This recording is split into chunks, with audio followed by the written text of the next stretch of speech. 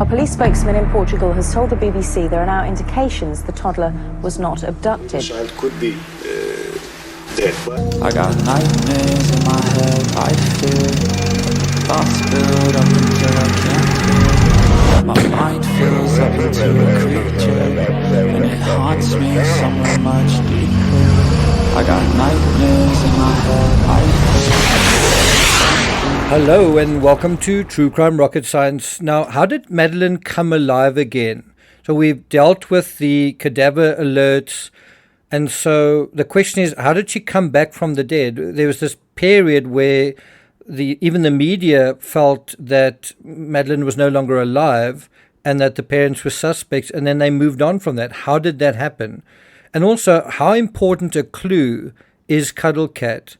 Before we get to that, if you haven't subscribed to the channel, please do. If you're finding this analysis worthwhile, please hit the thanks button. Bear in mind, I'll be doing a rare live on the Laurie Vallow trial, day 1, opening arguments at 8 p.m. local time today. I think that might be 7 p.m.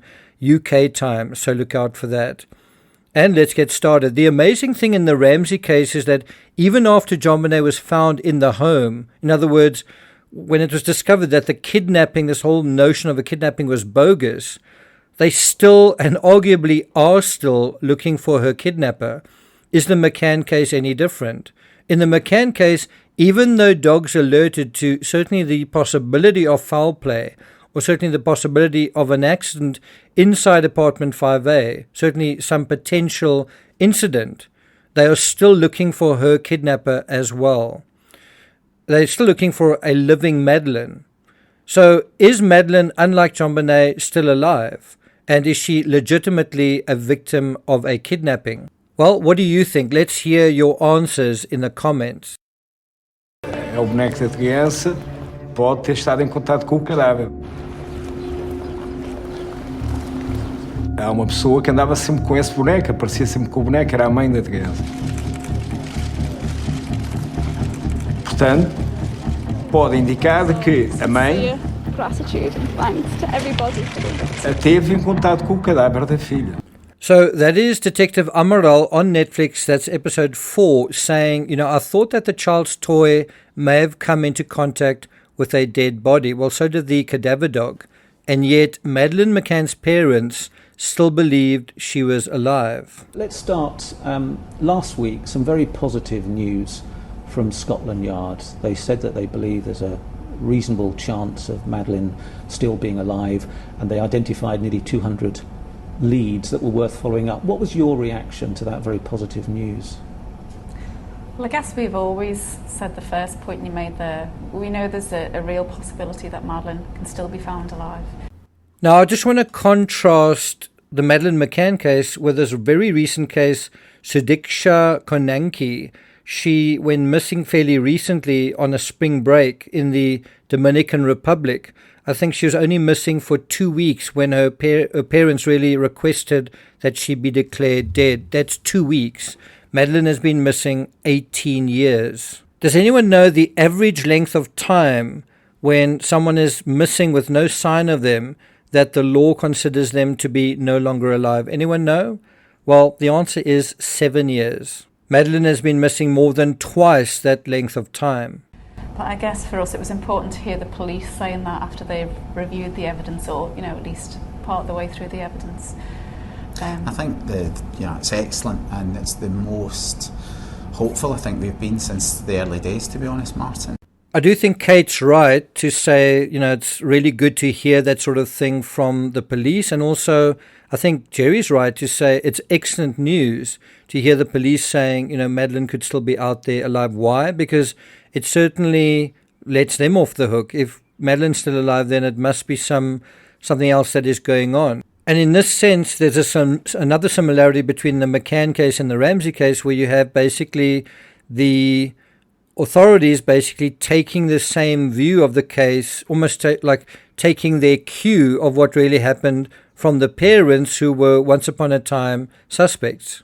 Now, it is interesting how Netflix shows to what extent Kate is carrying Cuddle Cat everywhere.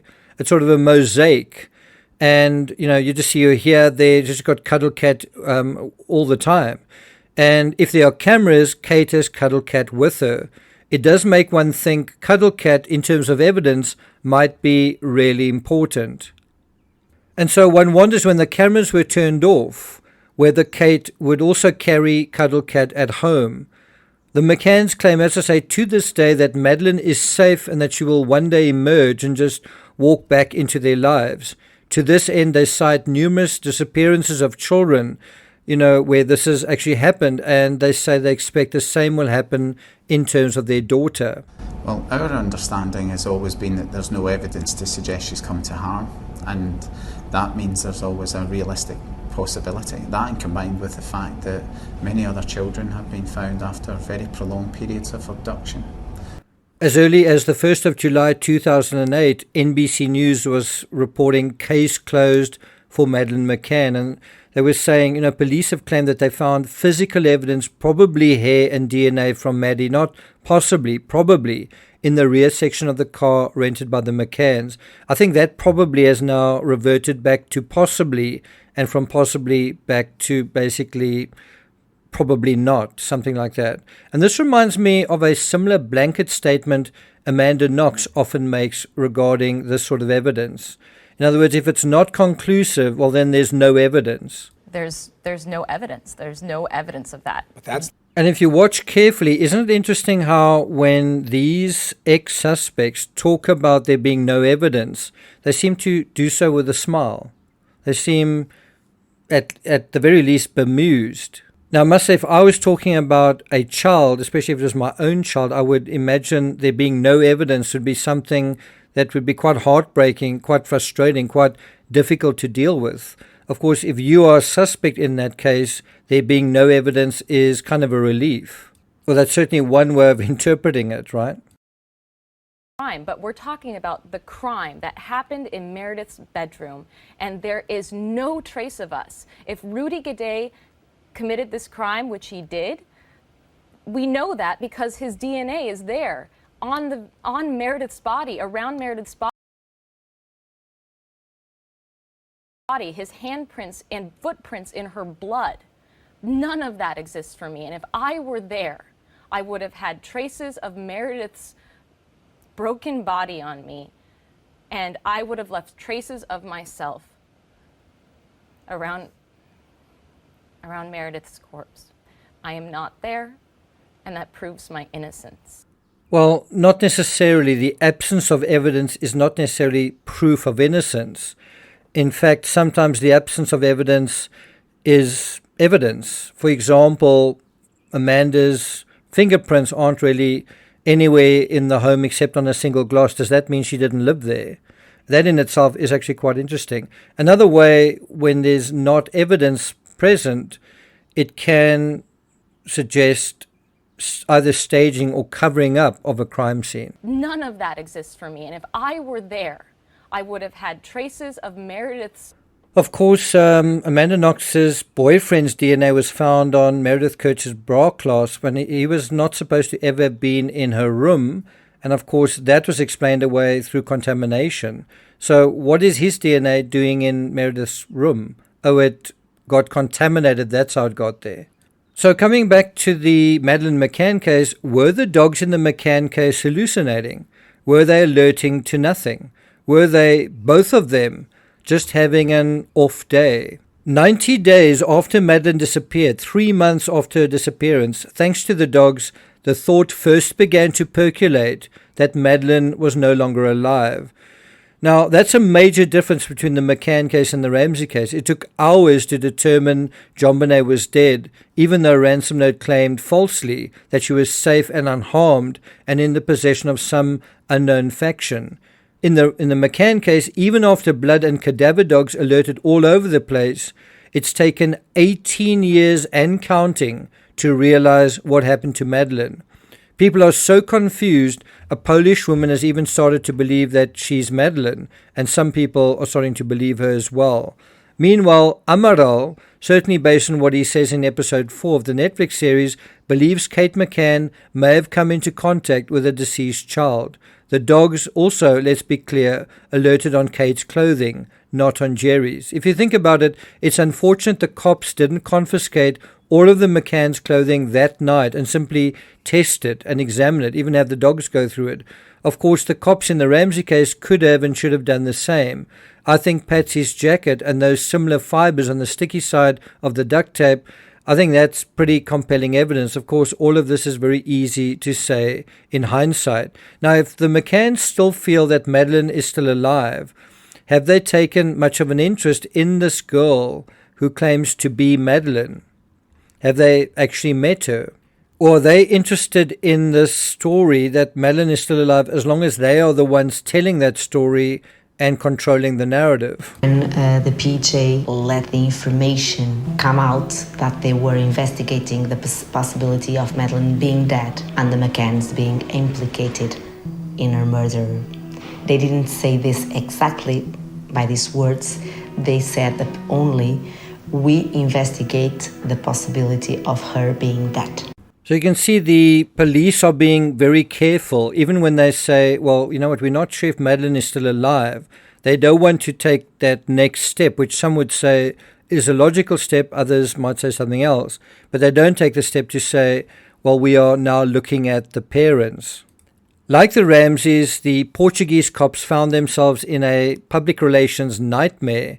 You know, there's a media shitstorm going on, so they couldn't be they couldn't be too careful about what they were doing, except the McCanns had escalated the case so much it was now a political football. I mean, it was the biggest story not only in Portugal but also in the UK, and it was now a political football at a politically sensitive time. You know, it was at 2007 was when the EU was being decided, and so it basically became a diplomatic case, as we saw with Amanda Knox, with one country basically frowning and putting pressure on another country based on their bias towards one of their own citizens. That is a lot of political pressure at the end of the day.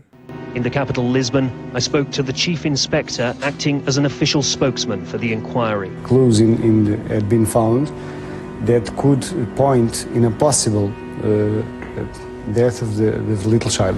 And although he's obviously not fluent in English, it sounds like he's saying clothing has been found, perhaps just material has been found that points to the death of this child. Bear in mind, cuddle cat, you know, that's that kind of fabric that would really soak up the cadaver odor. I do think, you know, the fact that you've got to go to Lisbon, this case played out in a small little holiday hamlet of Praia da Luz, the fact that you've got to go to Lisbon to get a spokesperson to talk about it, you can see how politics is playing a decisive role in that case, just as it played in the Ramsey case. I think not least because John Ramsey was employed by a large American defense contractor, and that was a sensitive time for aeronautics companies as well, who were consolidating at the time. I mean, just the very next year, Access Graphics was disposed of for $2.8 billion to General Electric. But the point was, it was politically sensitive for Portugal as well. They were going to sign a treaty and have a big meeting with European nations that same year. And so it was important to maintain good relations with other European nations, including, at the time, the UK. There is a different feel to this inquiry and to the coverage. Much more speculation surrounding the McCanns and the fate of their daughter. And the thing is the same, because the only people that they were investigating behind this possibility were the McCanns. And so even if there were possibilities, even if there was evidence, you kind of get the sense that there wasn't really political will to go in that direction. When last has the media said anything like that? You know, that there's a different feel to the inquiry. There's a lot more speculation surrounding the McCanns. Has the media said anything like that recently? I would say not recently, perhaps not even since 2008. So let me ask you, do you think politics helped or harmed these cases? Do you think politics played any role in these cases? Because one thing we can say that's similar is that both cases remained unsolved decades later. So is the political dimension and the unsolved aspect coincidence, or are both cases simply both tricky in the legal sense, in the sense of being difficult to be actionable in the legal sense. And I think you could even combine those to say legally tricky, and then there's a political aspect to it as well. Or are they really so complicated, and then they were made a lot more complicated, especially by harnessing the media to effectively control the narrative or influence the narrative or turn what happened into something else. Because what is indisputable is that at one time in both these cases, the media seemed to accept one version of events, that the parents were suspects, and now in both cases they no longer do. Of course, in both cases the media found themselves as recipients of pretty damaging, really ruinous lawsuits, particularly where they expressed the possibility of the parents' involvement. So is it any wonder that today they don't? Because, is it because they can't? Can they? Anyway, I'd love to hear your opinions on these topics in the comments. I'm not going to take it further than that. Thank you for listening, and I'll see you guys next time.